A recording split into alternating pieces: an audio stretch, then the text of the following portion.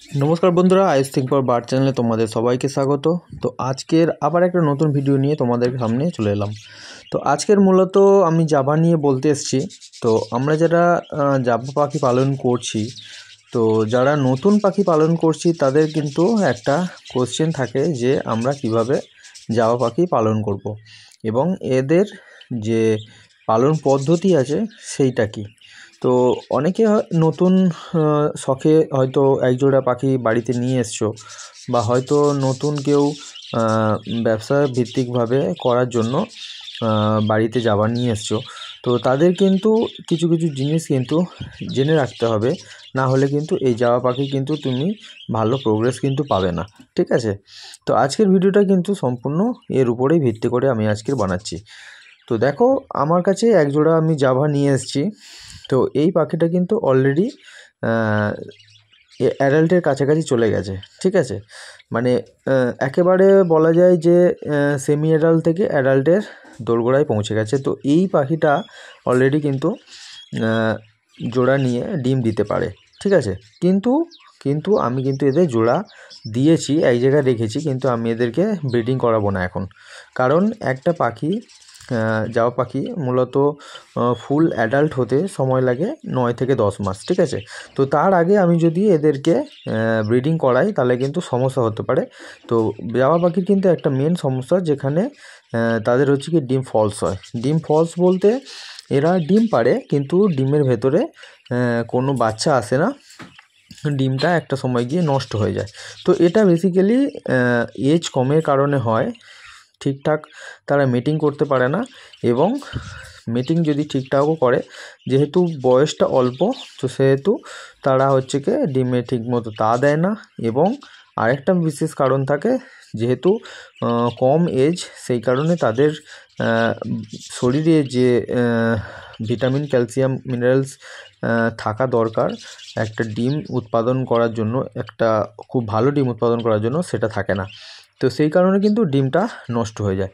তো সেক্ষেত্রে আমি ওই জন্য বলবো যে একটা পাখি ফুল অ্যাডাল্ট না হলে কিন্তু জোড়া দেওয়া যাবে না। তো অলরেডি এখানে যে পাখিটা আছে তাদের কালার এবং তাদের ছটপটানি দেখলে তোমরা বুঝতে পারবে যে এরা কিন্তু একদম পুরো ফিট। ঠিক আছে, তো এই ফিট রাখতে গেলে, একটা জাভা পাখিকে ফিট রাখতে গেলে কিন্তু এদের খাবারটা কিন্তু তোমাদেরকে খেয়াল করতে হবে। দেখো, জাভা পাখি মূলত কিন্তু এদেরকে রাইস বার্ড বলা হয়। তো রাইস বার্ড কেন বলা হয়? এরা হচ্ছে কি ধান খায় বলে।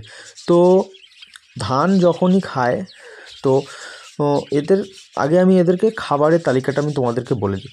দেখো, একটা জাভা পাখি কিন্তু তুমি ধান দিতে পারো, এবং বড় যে কাকনি দানা আছে সেই কাকনি দানা, এবং ব্ল্যাক সিড, এবং এর সাথে তুমি হচ্ছে কি ক্যানারি সিড এবং মিলেট দিতে পারো। ঠিক আছে, তো এই সামান্য কিছু জিনিস দিলে কিন্তু এদের ডায়েট চার্ট কিন্তু পূর্ণ হয়ে যাবে।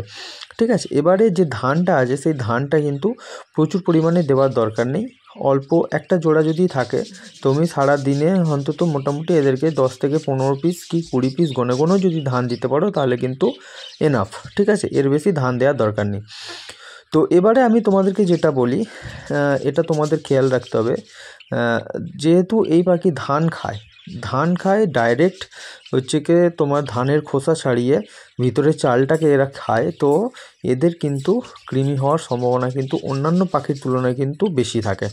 তো সেক্ষেত্রে তোমাদেরকে কিন্তু এদের এই দিকটা কিন্তু খেয়াল রাখতে হবে, যাতে এই পাখির কৃমির কোর্স কিন্তু সময় সময় তোমরা কিন্তু করাতে হবে। ঠিক আছে, তো কৃমির কোর্স যদি ঠিকঠাকভাবে তোমরা না করাও তাহলে কিন্তু এই পাখি থেকে কিন্তু তুমি সেরকমভাবে প্রোগ্রেস পাবে না। কিন্তু প্রোগ্রেস পাওয়া দূরের কথা, তোমরা পাখিকে কিন্তু হারিয়ে ফেলবে। কারণ পাখি কৃমি হলে পাখি ঠিকঠাক খাবে না, তাদের গ্রোথ হবে না, পাখি কিন্তু আস্তে আস্তে মারাও যেতে পারে। ঠিক আছে, তো সেক্ষেত্রে তোমরা কিন্তু এদেরকে কিন্তু কৃমি কোর্স করতে হবে।